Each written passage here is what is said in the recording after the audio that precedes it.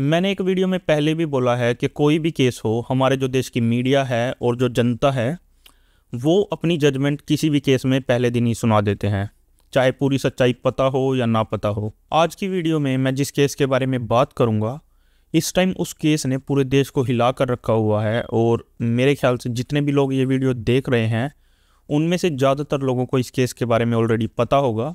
आप सब लोगों को पता होगा कि हमारे देश में एक राज्य है मेघालय, जो कि बेहद ही ज़्यादा खूबसूरत है और हर साल हज़ारों लोग वहाँ पर अपनी छुट्टियाँ मनाने के लिए, घूमने के लिए जाते हैं। और इसी तरह से इंदौर का रहने वाला एक कपल जिनकी नई नई शादी हुई थी, अपने हनीमून के लिए मेघालय जाने का प्लान करते हैं। हस्बैंड का नाम राजा रघुवंशी था और उनकी वाइफ का नाम सोनम रघुवंशी था। उन दोनों की शादी 11 मई को हुई थी और राजा रघुवंशी पेशे से एक बिजनेसमैन थे। और 20 मई के दिन वो दोनों इंदौर से निकलते हैं और असम के गुवाहाटी शहर में लैंड करते हैं।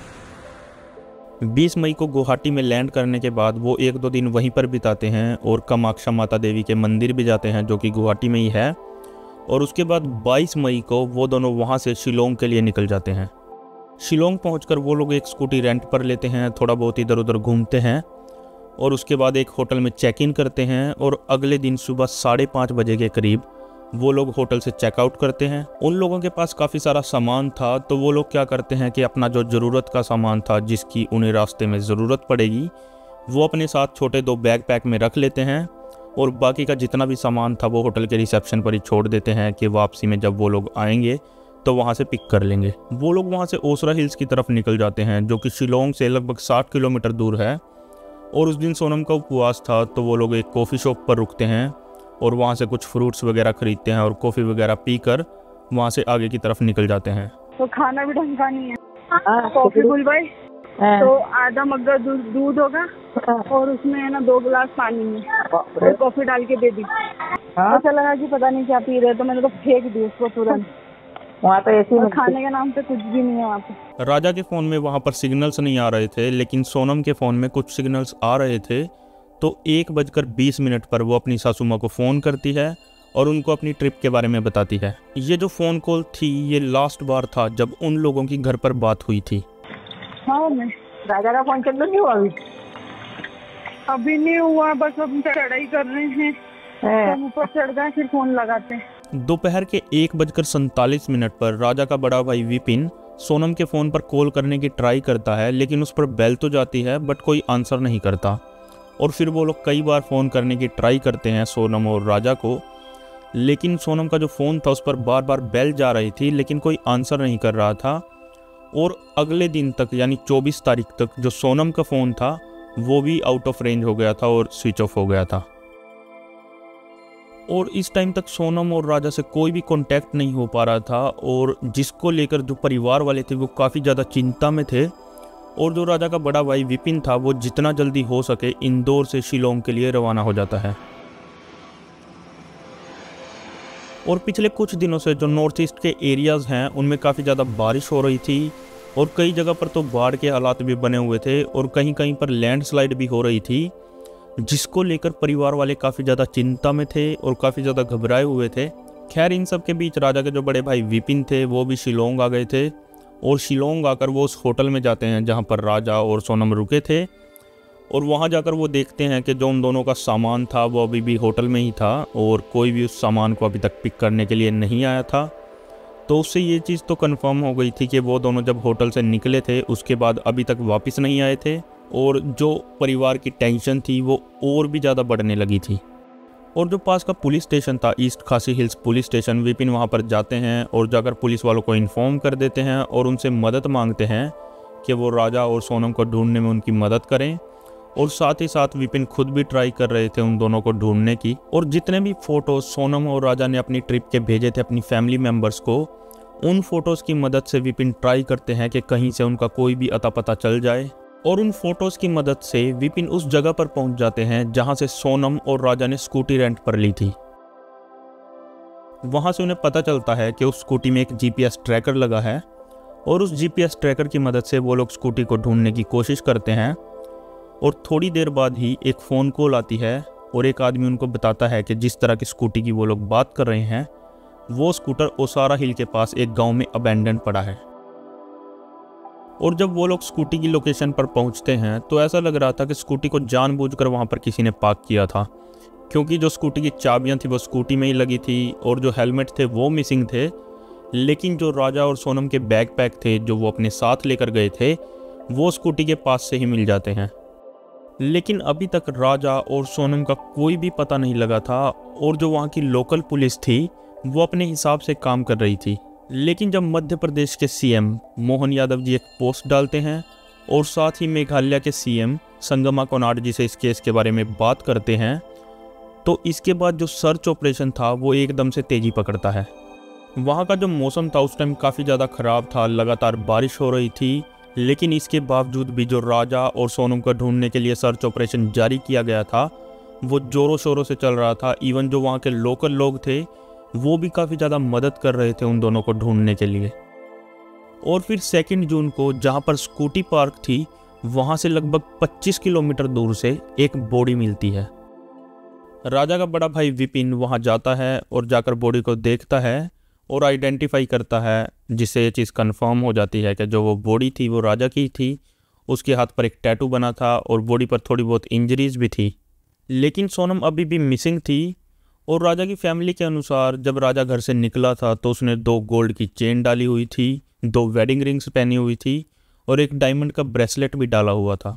लेकिन राजा की बॉडी के पास से उन्हें एक वाइट कलर की लेडीज शर्ट मिली थी, एक दवाइयों का पैकेट मिला था, एक वीवो मोबाइल की टूटी हुई स्क्रीन मिली थी और राजा की स्मार्ट वॉच मिली थी। लेकिन जो गोल्ड का सामान था, जो रिंग्स थी, जो ब्रेसलेट था और जो चेन्स उसने पहनी हुई थी वो मिसिंग थी, जिससे अनुमान लगाया जा रहा था कि राजा के ऊपर किसी ने लूटपाट के चक्कर में अटैक किया है और राजा पर अटैक करके उसका जो कीमती सामान था वो लूट लिया है, जैसे कि घड़ी वगैरह और जो डायमंड का ब्रेसलेट था, गोल्ड चेन वगैरह, वो चीज़ें लूट ली थी।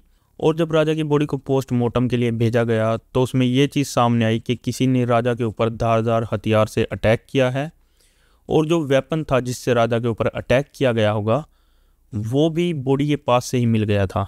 और जो सबसे बड़ा सवाल था वो ये था कि अभी तक सोनम कहाँ है, क्यों सोनम का अभी तक कोई भी अता पता नहीं लगा। और कुछ लोगों का तो ये मानना था कि शायद से सोनम को किडनैप करके बॉर्डर के थ्रू बांग्लादेश भेज दिया गया हो। और जो चीज़ मैंने शुरुआत में बोली थी हमारे देश की जनता और मीडिया को लेकर कि वो अपनी जजमेंट पहले ही सुना देते हैं, इस केस में भी बिल्कुल ऐसा ही हुआ, क्योंकि हमारे देश की जनता ने और मीडिया ने मेघालय पर सवाल उठाने शुरू कर दिए और मेघालय में टूरिज़्म को लेकर सवाल उठाए गए, टूरिस्ट की सेफ्टी को लेकर सवाल उठाए गए और मेघालय को काफ़ी ज़्यादा डीफेम किया गया। और सिर्फ मेघालय को ही नहीं बल्कि नॉर्थ ईस्ट के काफ़ी एरियाज़ को डीफेम किया गया और सोशल मीडिया पर ट्रेंड किया गया कि ये जो एरियाज़ हैं, स्पेशली नॉर्थ ईस्ट के जो एरिया और स्पेशली मेघालय कि वो टूरिस्ट के लिए सेफ़ नहीं है और सेफ्टी को लेकर कंसर्न उठाए गए।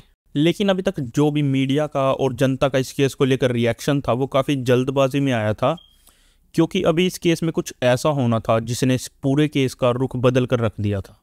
क्योंकि अभी तक इस केस में जो सोनम के और राजा के घर वाले थे वो प्रे कर रहे थे कि किसी तरह से सोनम मिल जाए और जल्दी से जल्दी सोनम को ढूंढने के लिए जो सोनम के परिवार के पारिवारिक ज्योतिषी होंगे उन्होंने ये सलाह दी थी कि सोनम की फ़ोटो को अगर उल्टा लटका दिया जाए तो उससे सोनम जल्दी मिल जाएगी। और उन्होंने एक और चीज़ बोली थी कि राजा के मर्डर के पीछे किसी ना किसी औरत का हाथ है। और उनकी जो ये दोनों बातें थी ये सच साबित हुई, क्योंकि 9 जून की रात को कुछ ऐसा ही होता है। उत्तर प्रदेश के गाज़ीपुर में एक ढाबा है जिसका नाम काशी ढाबा है और 9 जून की रात को लगभग 1-1:30 बजे के करीब सोनम वहाँ पर पहुँचती है और वहाँ जाकर वो कुछ लोगों से फ़ोन मांगती है और वो लोग उसको फ़ोन देने से मना कर देते हैं। तो जो ढाबा का ओनर था सोनम उससे बात करती है और वो उसको अपना फ़ोन देता है। सोनम उस फ़ोन से अपने भाई को फ़ोन करती है और उससे थोड़ी देर तक बात करती है, उसको अपनी कंडीशन बताती है और फिर फ़ोन कट हो जाता है। फ़ोन कट होने के थोड़ी देर बाद सोनम का भाई उस ढाबा ओनर के फ़ोन पर दोबारा से कॉल करता है और उसको कॉल करके बोलता है कि जो नज़दीक का पुलिस स्टेशन है वहाँ पर इन्फॉर्म कर दे। और थोड़ी देर बाद पुलिस आती है और सोनम को वहाँ से अपने साथ ले जाती है। 9 जून के दिन ही मेघालय के सीएम कोनाड संगमा जी ट्विटर पर एक पोस्ट डालते हैं जिसके अंदर लिखा हुआ था कि कॉन्ग्रेचुलेट टू मेघालय पुलिस। और इस केस के अंदर एक बहुत ही बड़ा ब्रेक थ्रू मिला है, क्योंकि 3 आरोपियों को गिरफ्तार कर लिया गया है राजा मर्डर केस में। और एक फीमेल ने सरेंडर किया है और एक की सर्च अभी भी जारी है। और ये जो ट्वीट कोनार संगमा जी ने लिखा था और इसमें जो फीमेल के सरेंडर करने की बात की थी, वो फीमेल कौन थी, ये चीज़ कोनार संगमा जी ने अभी तक क्लियर नहीं की थी।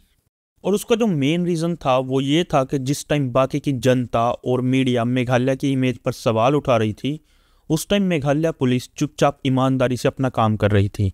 क्योंकि इस टाइम तक ये केस सिर्फ 2 लोगों के मिसिंग होने का नहीं था, बल्कि एक आदमी के मर्डर का भी था।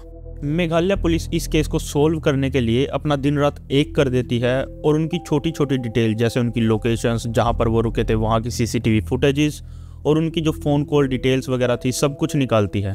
और जब पुलिस सोनम की कॉल डिटेल्स निकालती है तो उन्हें काफ़ी अजीब लगता है, क्योंकि सोनम अपनी सासू माँ के साथ साथ एक आदमी जिसका नाम राज कुशवाहा था, उससे लगातार टच में थी।